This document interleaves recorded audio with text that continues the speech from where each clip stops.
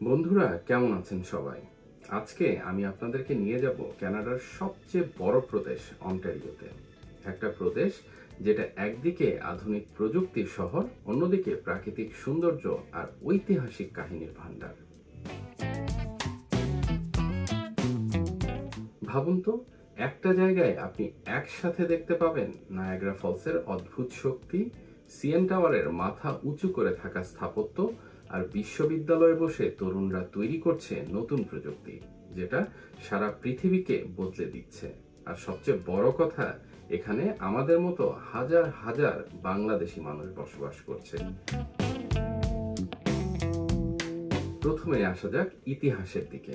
টরন্টোর CN tower 1973 সালে নির্মাণ শুরু হয়েছিল, আর 1976 সালে এটি আনুষ্ঠানিকভাবে উদ্বোধন করা হয়। এ সময় এটিই ছিল বিশ্বের সবচেয়ে উঁচু টাওয়ার, যা 553 মিটার লম্বা। এটিকে অন্টারিওর প্রতীক বলা চলে।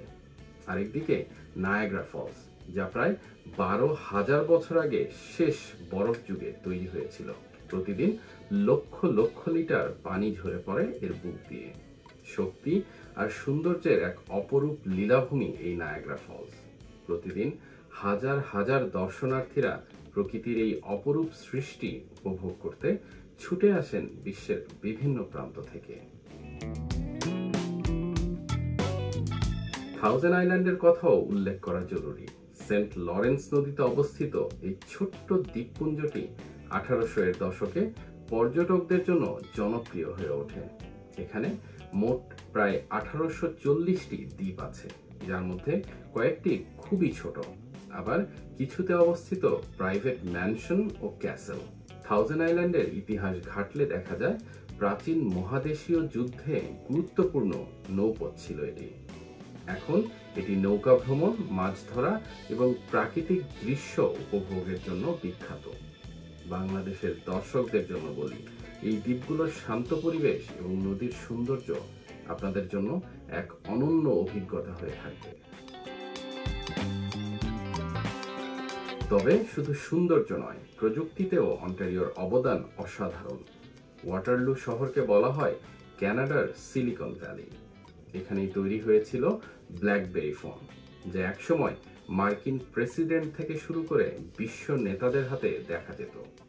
আজও ওয়াটারলু বিশ্ববিদ্যালয়ে পড়াশোনা করে হাজার হাজার আন্তর্জাতিক ছাত্রছাত্রী, তাদের মধ্যে অনেক বাংলাদেশিও আছেন। ইউনিভার্সিটি অফ টরন্টো শুধু কানাডাই নয়, বিশ্বের অন্যতম সেরা বিশ্ববিদ্যালয়। এখানে হয়েছে বহু যুগান্তকারী আবিষ্কার। এর মধ্যে সবচেয়ে উল্লেখযোগ্য হলো ইনসুলিনের আবিষ্কার। 1921 সালে ডক্টর ফ্রেডরিক ব্যান্টিং এবং তার সহকর্মীরা প্রথমবারের মতো ইনসুলিন আবিষ্কার করেছিলেন। এর ফলে সারা পৃথিবীর কোটি কোটি ডায়াবেটিক রোগীর জীবন রক্ষা সম্ভব হয়েছে। শুধু তাই নয়, এই বিশ্ববিদ্যালয়ে জেনেটিক্স, কৃত্রিম বুদ্ধিমত্তা এবং মেডিকেল রিসার্চের অসংখ্য কাজ হচ্ছে, যা ভবিষ্যৎকে বদলে দেবে। অনেক বাংলাদেশি ছাত্রছাত্রীরাও স্বপ্ন দেখেন এখানে পড়াশোনা করার। এবার আসা যাক বহু সাংস্কৃতিক সমাজে। টরন্টো শহরকে বলা হয় বিশ্বের সবচেয়ে বৈচিত্র্যময় শহরগুলোর একটি। এখানে 200টিরও বেশি ভিন্ন ভিন্ন জাতিগোষ্ঠীর মানুষ বসবাস করছে। প্রায় 1,20,000 বাংলাদেশি বসবাস করছে শুধু টরন্টোতেই। ড্যানফোর্থ এলাকা তো বাঙালিদের মিনি ঢাকা বলা হয়।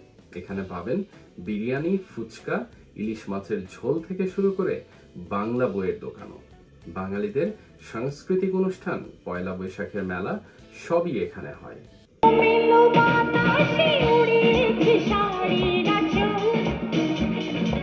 প্রায় 7 লাখেরও বেশি চাইনিজ বংশোদ্ভূত মানুষ আছেন অন্টারিওতে।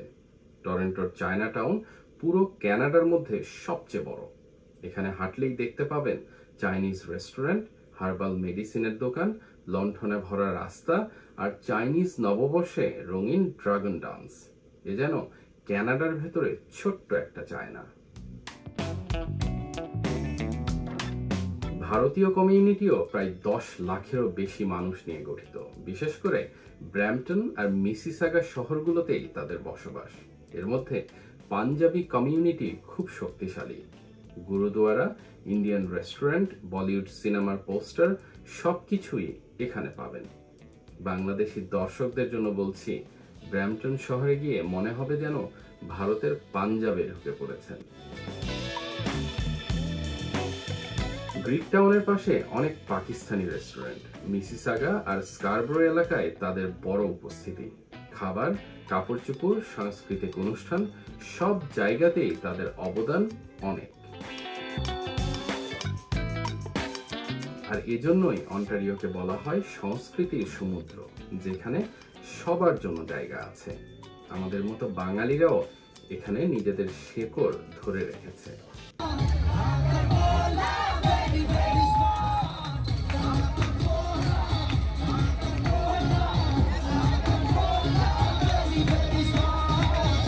নিশ্চয়ই অন্টারিওর আরেকটি বড় পরিচয় হলো এর প্রাকৃতিক সৌন্দর্য।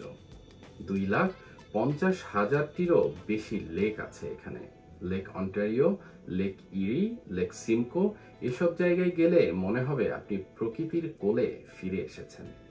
শীতকালে বরফে ঢাকা রাস্তা আর গ্রীষ্মকালে সবুজ বনভূমি, দুই ঋতুই দারুণ আকর্ষণীয়। এছাড়াও টরন্টো শহরের নাইট লাইফও অত্যন্ত প্রাণবন্ত। সপ্তাহান্তে শহরের ক্লাব, বার আর লাইভ মিউজিক ভেন্যুতে যুব সমাজ একেবারে ঝুম। বিখ্যাত রেস্টুরেন্টগুলো রাতভর খোলা থাকে, আর বিভিন্ন কফি শপেও লাইভ পারফরমেন্স উপভোগ করা যায়।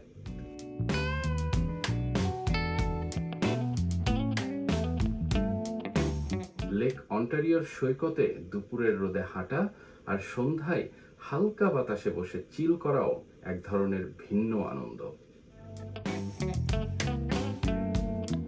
বন্ধুরা, আজকের এই গল্প এখানেই শেষ করছি।